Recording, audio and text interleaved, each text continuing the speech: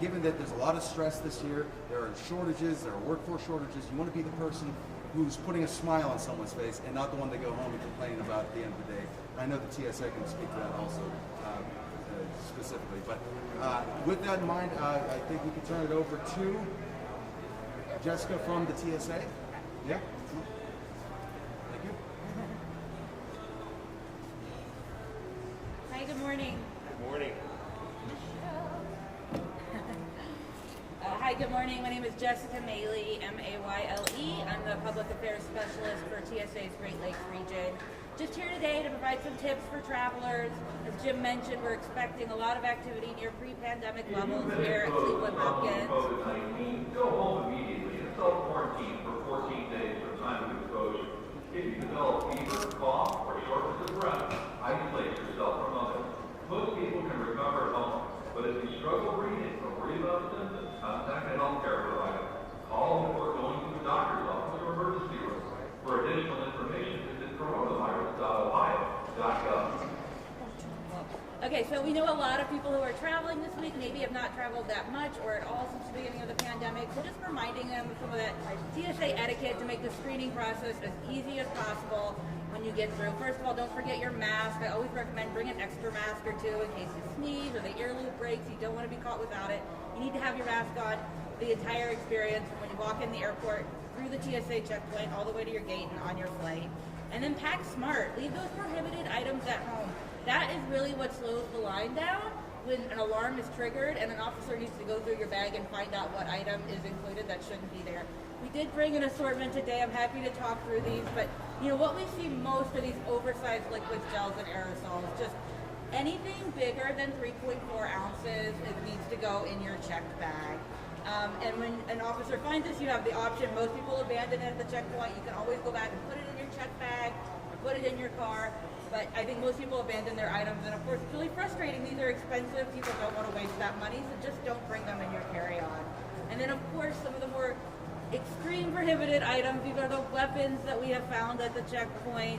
You know, if you are ever unsure if you can bring something in your carry-on versus your checked bag, go to our website, tsa.gov. We have a feature called What Can I Bring? You can type in the name of an item and it'll tell you where you can pack it or whether you should bring it at all. It'll just save you that time at the checkpoint from having to make a decision and also keep the line moving, which you will appreciate, all the other passengers will appreciate as well.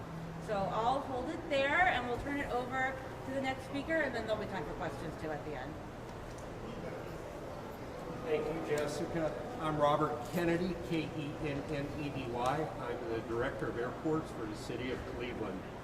And yes, this is going to be a very busy season.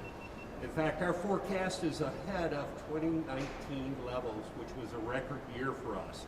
In the first 2 days of this rush, we're above 2019 levels. Our airline partners, our TSA, all our partners here are making all the preparations and precautions to make sure you have a safe and healthy experience here. But as Jessica said, be mindful of what you pack. You have a responsibility in your journey as well as you have a responsibility to the other people traveling. We all want it to be smooth, we all want it to be safe, we all want to be healthy, so we all have to do our part. This week will be the busiest week we've had in almost 2 years. And that's good, because that means jobs, economic opportunity for people. And as I like to say, our airports do 3 things only. They connect people to people, and we're seeing that this week. We're connecting people to places, and we're seeing that this week. And with your help, we'll do the 3rd thing, connect people with opportunity. Opportunity to have fun time with their families and see people that they haven't seen in years. So I thank you. If you have questions, I suggest you go to our website. You can see what the TSA wait times are. You can see what our parking availability, and check with your airline. Make sure. We have a couple of weather systems that may be affecting weather or may be affecting operations. Check with your airline, check our website, and have a good holiday. Thank you. With that, I'll turn it over to your turn. There you go. We've heard all about air travel, so I'll talk about ground travel. My name is Amanda McFarland. I'm the Northeast Ohio Public Information Officer for the Department of Transportation. As they've all mentioned, this is May I going to have be... your attention, please? Passenger leaving a blue neck pillow in a pouch on the north security checkpoint, please return to plane.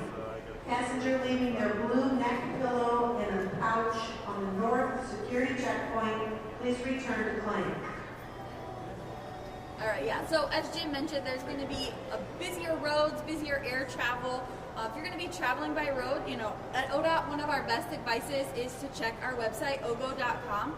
There you can get real live traffic updates and see if there's any incidents or accidents on your way, if there's going to be any construction impacting your commute.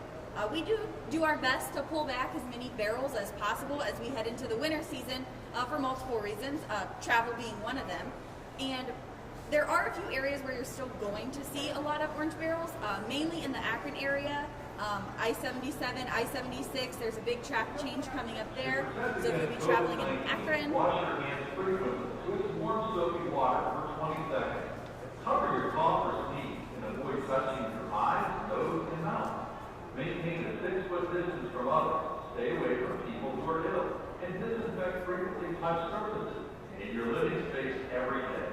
For additional information, visit coronavirus.ohio.gov. perfect. And as always, when you're out on the road, please be mindful of Ohio's slow down and move over law, where you're required to move over or slow down when you approach any roadside vehicle with flashing lights. That is a very important law that we have here in Ohio, and with so many people on the roads, it's going to be very important to make sure that you're following that to keep everyone safe. And then one of the most popular questions ODOT gets is, are we bringing back our safety messages on our dynamic message signs? And the answer is yes. You will get to see Turkey Says Buckle Buckle amongst some other safety messages this holiday season. So be sure to check them out.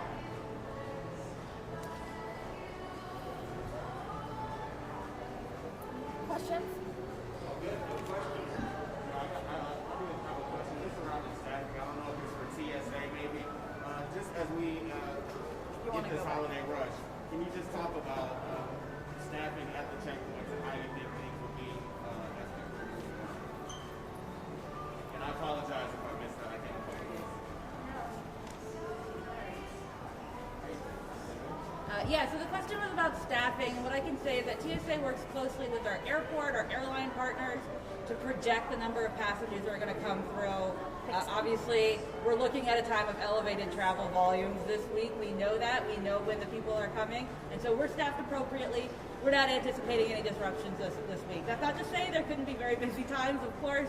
When people come and there's a bit of a queue, we encourage people to be patient, to handle that appropriately. But we are staffed appropriately for the demand that we're about to see this week. And this might be a dual question probably for Robert and probably for you, but just in terms of, we've seen a lot of incidents around the country involving just passengers being unruly, things like that.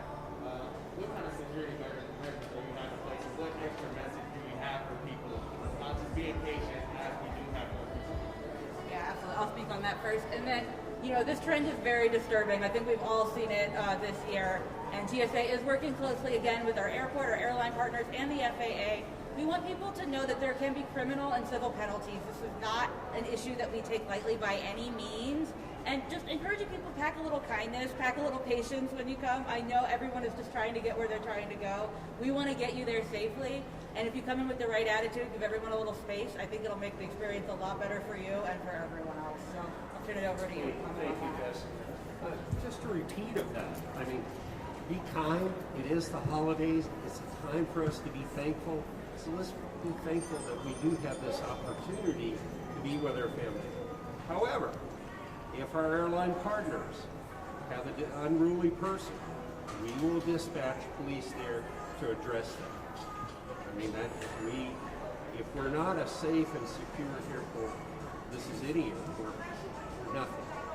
And so with that, an unruly passenger on board aircraft or something that jeopardizes the national transportation security, we're going to react appropriately with our partners from TSA, with our airline partners, and with Cleveland Police Department.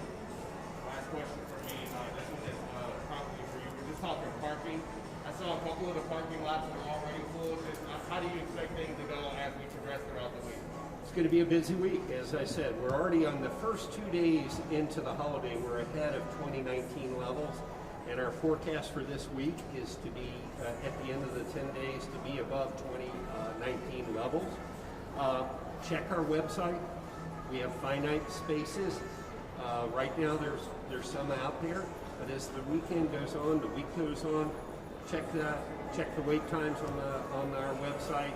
You can do it from a mobile device, and get as much information as you can when you're coming to the airport.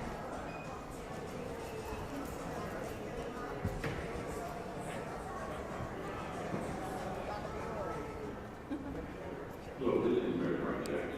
Welcome to Cleveland Hopkins International Airport. We'll let them know, but For I your don't safety and the safety of others, take precautions and stop the spread of coronavirus. Wear a mask, practice social distancing, wash your hands frequently. When soap and water is not available, use hand sanitizer. Avoid touching your face with unwashed hands. You guys already get Yeah. and stuff that? Yeah, no. Yes. I did. Okay. Got it.